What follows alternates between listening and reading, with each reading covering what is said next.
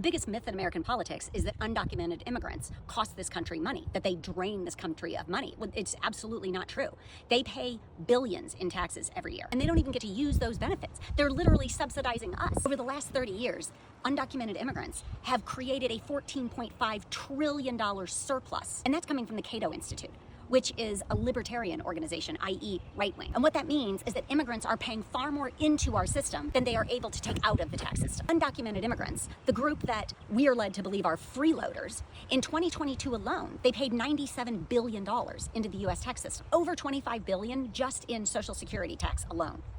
Because if you hire somebody who is undocumented, you still have to pay payroll taxes. The employer still has to pay payroll taxes. And that's not counting the billions they pay into Medicare, the billions they pay in state and income tax, the billions that they pay in sales tax every time they go and buy something in a US store, which is the most visible. You know, most people can see, oh yeah, that does make sense. But a lot of people don't realize that they're also paying into the Social Security system, that our companies are paying in on their behalf.